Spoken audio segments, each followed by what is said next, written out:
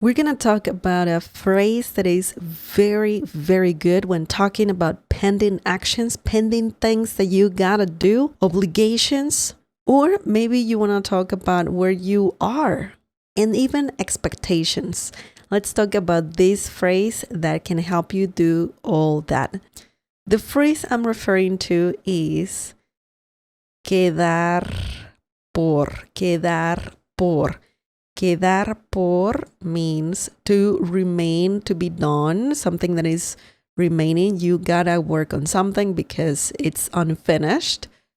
To be left somewhere. If someone dropped you off somewhere and you wanna let another person know, hey, I'm around this area, you can use this phrase for that as well. To be expected or anticipated. So if you just don't know what is going to happen, you will know later, or you're expecting some confirmation. This is a phrase you need as well. Let's break this down. Quedar, quedar. Quedar is a verb that means to be left, to remain, to end up, to arrange or agree to meet. So quedar can mean quite a few things. Por can mean for or by. It could also mean because of in certain situations. But we're not talking about anything literal here. We're talking about the phrase quedar por. Let's look at an example when quedar por means to remain, to be done. You know, something is pending. The first example is queda por lavar la ropa. Queda por lavar la ropa. This means the laundry still needs to be done. So we need to do the laundry. You're just saying that there's laundry that needs to be done, essentially. So let's break this down. Queda por is the phrase we're learning, and it's conjugated in third person, and it's also singular. Why? Because we're talking about ropa, la ropa. It's it, okay? So queda por means needs to be done in this situation. Why? Because you're just saying there is something that remains to be done.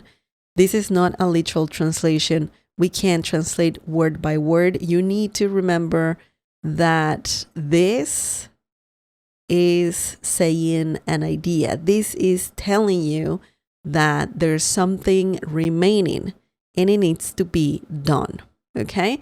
So queda por still needs to be done, similar to saying that. Then we have a verb, lavar, lavar. And this verb is in the infinitive form, which means do not conjugate the verb.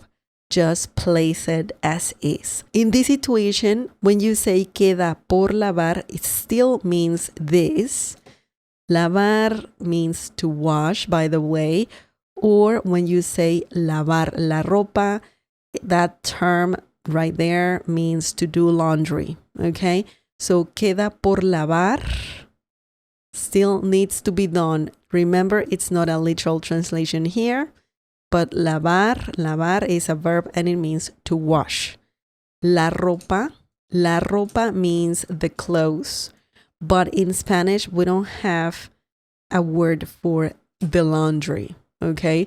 So when you have to do laundry, the term is lavar la ropa. Necesito lavar la ropa. I need to do laundry, okay? So remember that. And quedar por or queda por is just indicating that something is remained to be done, okay? Not a literal translation here, but it gives you an idea that you're saying queda por, and then you add what remains to be done. In this situation, do laundry, lavar la ropa, okay? Obviously, you can change this to something else. You can change it to hacer la comida. It's an action. We have another verb, okay? Hacer in the infinitive form. Hacer means to make or to do. And la comida means food. So this is similar to saying the food needs to be made. Okay? Hacer la comida refers to making the food. Okay? So essentially this. And then queda por is similar to saying needs to be still made. It remains to be done. Now let's look at another example. When quedar por means to be left somewhere. Okay? To be left somewhere. The next example is Miguel se quedó por el parque. Miguel se quedó por el parque. This means Miguel stayed around the park. So he is there. Now let's break this down. Let's see how quedar por works in this sentence. Miguel se quedó por, that is the phrase we're learning. In this situation, you can use reflexive pronouns when talking about where someone is. So, se is a reflexive pronoun and indicates the action affecting Miguel himself. Reflexive pronouns are quite interesting. We use them a lot in Spanish. I have a lesson about that. You can find the link in the video description down below. Okay, so Miguel se quedó por means Miguel stayed around. We're saying around. We're not talking about some precise location. You're just saying he is at the park, somewhere at the park. So, let's continue. The parque. Park. Yeah, that's important to note that we're talking about a location without being too specific.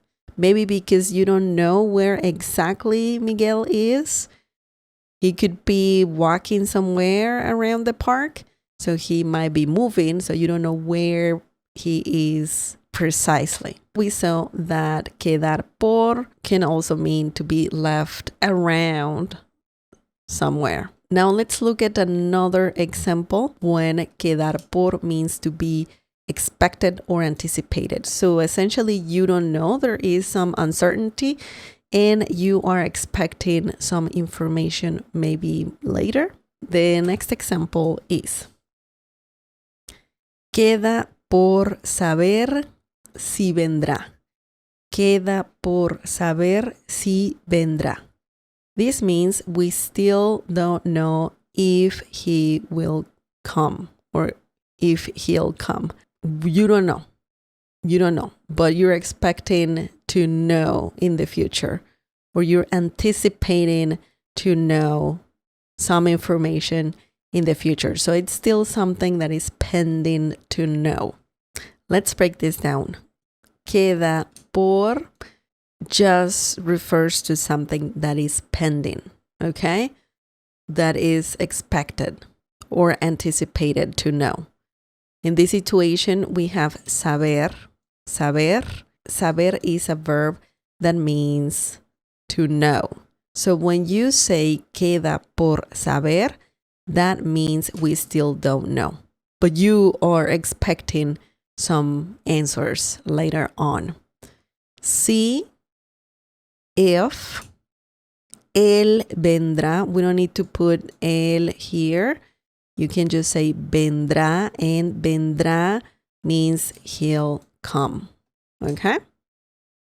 So this is a simple sentence, but we really cannot translate it word by word, but we know that we're talking about something that is left to know. So we need to know. Quedar por is a great phrase that you can use when talking about all these things that we just talked about. To remain to be done, to be left somewhere, around some area, to be expected or anticipated. You are expecting or anticipating some answers Share more examples using quedar por. If you like this lesson, please give it a like. That helps me a lot. Gracias por ver este video. Nos vemos a la próxima. Thank you so much for watching this video. I'll see you next time. Adios.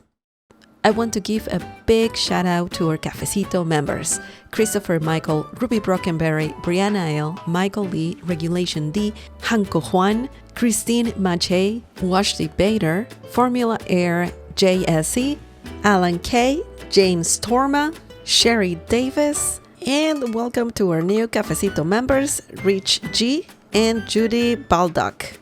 Thank you to all our Cafecito members. If you want to support this channel and buy me a cup of coffee, please check out the Cafecito membership by clicking on the join button down below. Muchas gracias.